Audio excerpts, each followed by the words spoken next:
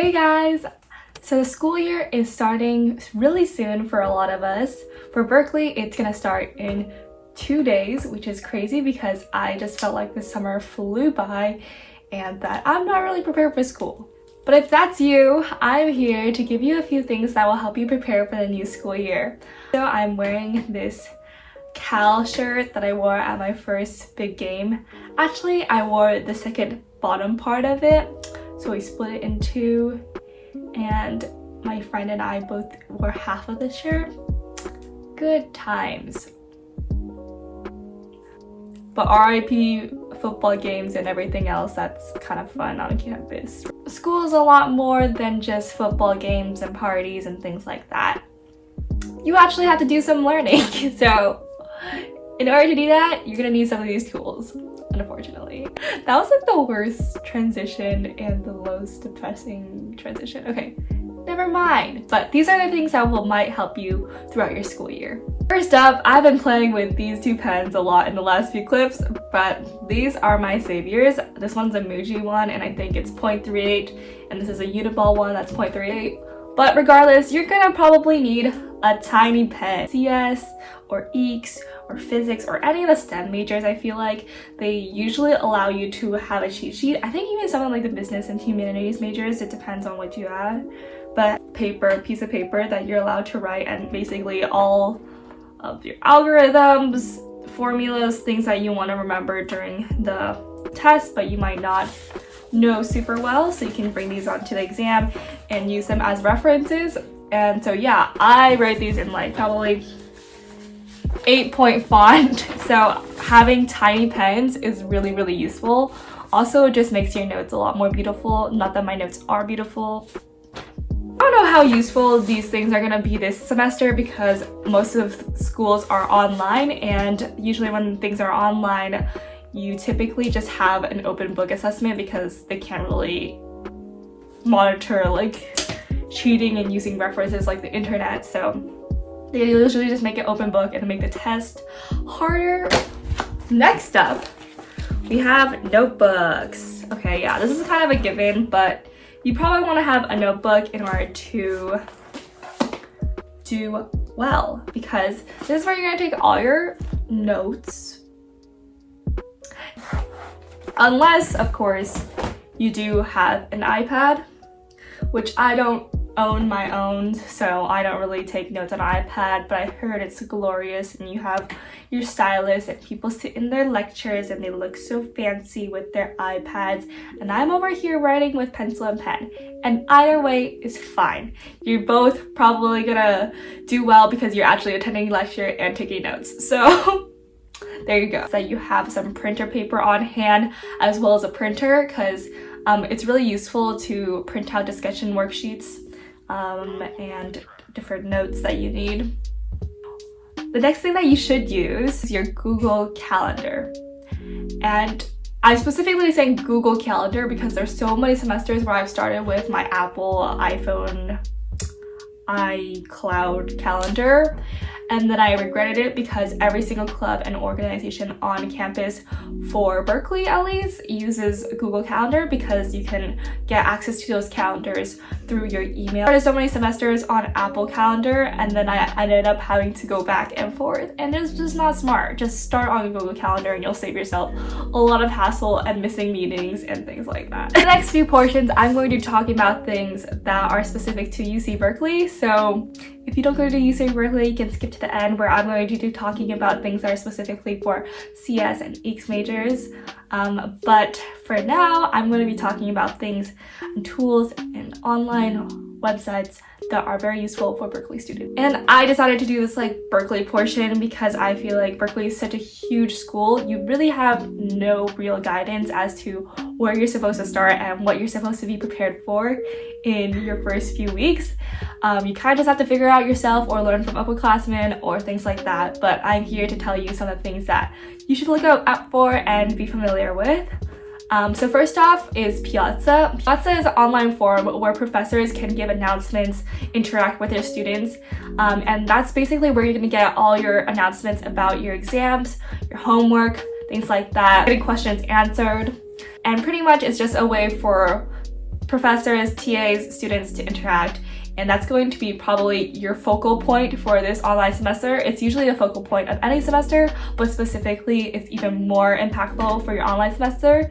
You probably really want to be checking Piazza very, very frequently in order to not miss any really important announcements, because that's where they usually post it. They'll sometimes, when it's super important, they'll send you an email along with it, but there's a chance that you'll miss it, so just be aware and be checking Piazza periodically. Next up, we have bCourses. So if you guys use Canvas, Infrastructure, whatever in high school before, this is basically the Berkeley version of Canvas. And this morning, I actually forgot what bCourses was called. That's how long I've been out of school. So bCourses is usually used for classes where you have to turn in papers and written assignments, things like that. That's why most humanities classes use bCourses to get their announcements out.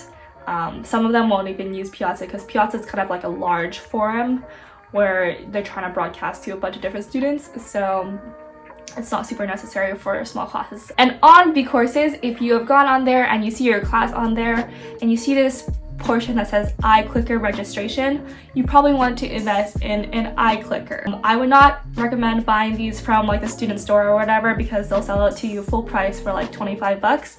You can go on Facebook Marketplace and there's usually people who are selling these for like 5 or 10, or sometimes giving it for free. You can also just text your upperclassmen friends and see if they have any extra iClickers. Like right now I am in possession of 2 and I don't think I need any for the next semester, so if you do need it, let me know. For technical majors, they'll typically use Gradescope, and the reason for this is Gradescope is really easy to submit like large files, like .zip files, or anything else that's like super big, like a whole coding project. Every single class is different in the way that they submit to Gradescope, so just look out for that. It's usually pretty easily, and they have step-by-step instructions, and Gradescope has this great thing where they can auto-grade everything, so if you have like a project that you're working on for CS, they'll usually just grade it right there and you can see what things you're missing still. Gradescope is also where most technical majors get their grades at the end of the school year, so if you're in like CS or STEM classes, they'll probably post it on there. Besides that, there's only like berkeleytime, which you probably know because you went through registration already. Basically that's just a registration tool where you can see the different classes and sort them by average grade or things like that. I think it's a lot easier to navigate than the classes.berkeley.edu website. Okay, so that's all I have for specific to Berkeley students. Now I'm going to talk about specific to CS, EECS majors. This probably applies to most of other universities as well, so if you're attending a university that's not Berkeley and you're still studying CS or EECS, I would highly recommend you stay for this portion of the video because I have some useful tips if you're a freshman and you don't really know what's going on. The first thing I would say is definitely install a text editor before your school semester starts. You can do Sublime Text, Atom, whatever floats your boat. Atom's kind of prettier, Sublime is a little bit uglier, but I still use it because I just have used it my entire life. Either one works, and it will work for the purposes of using languages such as Python, HTML, CSS, JavaScript for like web design, but mostly in university you'll probably be using it for Python. We'll be using it. That was like my first thing that I had to do in my introductory course, and if you want to get familiar with it before it, might as well just download it now. You'll save some time when the school semester starts. Next, I would highly recommend you install an IDE, which I low-key fucking forgot what that stands for. Don't mind me, I'm just, yes. Okay, I knew it was some kind of development environment, but it's integrated development environment, an IDE. And so this is really useful for languages such as Java. I have IntelliJ, which they recommended for my second class that I took at UC Berkeley for CS. It's super useful.